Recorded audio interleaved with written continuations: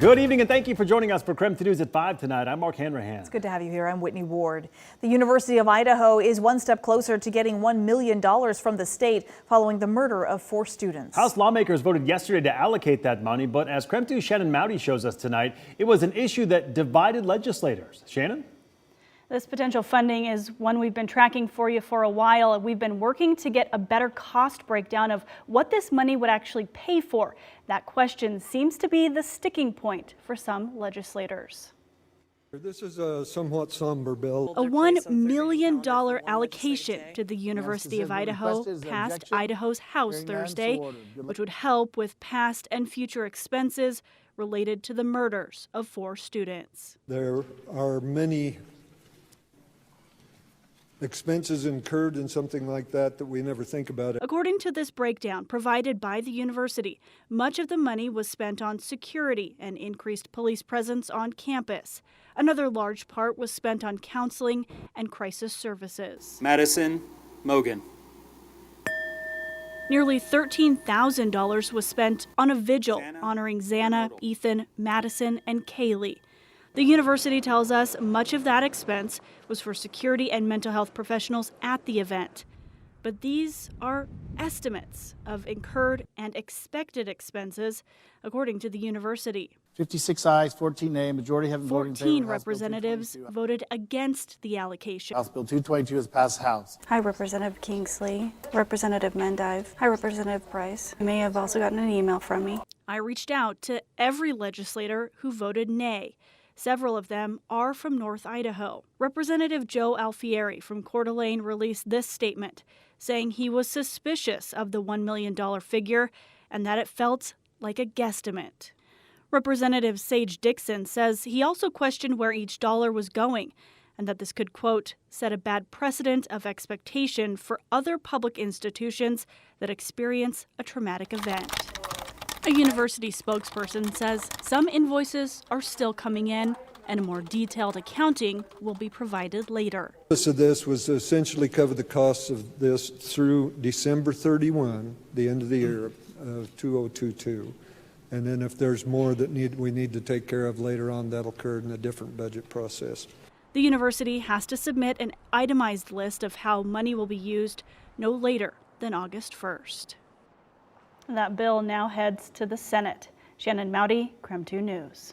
All right, Shannon, thank you very much. Also tonight, an update regarding the Moscow murder suspect, Brian Kohberger's attorney, Ann Taylor. According to newly obtained court documents, we now know that Ann Taylor did not represent the mother of Xana Kernodle. Xana was one of the 4 victims, and previously the court raised concerns of a potential conflict of interest after reports that Kohberger's defense attorney had previously represented Xana's mother in an unrelated case. Taylor said she had no contact or relationship with Ms. Kernodle on a 2017 misdemeanor case. She also said most of what the media has been reporting on regarding the Kootenai County cases is untrue. Taylor said her name appears on every document in the public defender's office because of her position as chief public defender. Idaho lawmakers are considering a move to bring back the firing squad. The topic is top of mind for many people with the recent murder of 4 University of Idaho students. Now, Idaho banned firing squads more than a decade ago, but bill supporters say bringing that method back would be an alternative to lethal injection. Right now, the Department of Corrections has been having trouble getting the drugs that are needed for lethal injections. Another problem that states face with lethal injections is that many doctors are not willing to participate. Some of the doctors are saying, hey, it's already a problem because our Hippocratic oath says we can't do any harm. And so this is why the firing squads become that other backup method, because it doesn't require a medical professional to administer that. The bill still has a ways to go. It passed through a committee and now heads to the House floor for a vote. All right, let's take a quick break now from headlines. Let's talk weather. Today we enjoyed a nice break from the snow, and it actually turned out to be kind of a sunny day. Yeah, tough to complain, right? Let's get straight to Chief Meteorologist Jeremy Legoo for more on how the weekend is shaping up. Jeremy? More of the same. Okay. Yeah, tough to complain. Please don't complain. I've never complained in my life. I mean, I have, but I won't complain this weekend. How about that? Wait, hold on. Have you ever heard Mark complain? I don't think I've ever heard Mark complain. Can I plead the 5th here? Mark, you're a complainer. I've only complained for like correct reasons, you know? Hold on, I'm gonna call your wife and see what she has to say on Good live call. TV here. Oh boy. No, I'm kidding. I'm not going to. A producer just let me know I'm running out of time. So let's go ahead and dive in.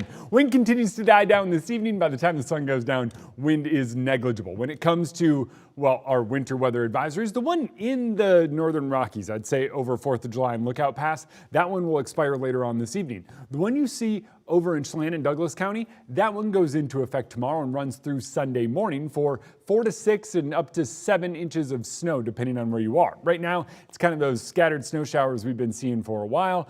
Those eventually work their way out. And then tomorrow we get a nice organized frontal boundary moving through. What happens there, my pause points aren't working. Let's rewind, is we start to see the snow tomorrow afternoon over in Wenatchee and Chelan. Then we see it move in, starts as rain in Spokane. Then we wind up seeing snow take over, and snow continues through Sunday morning.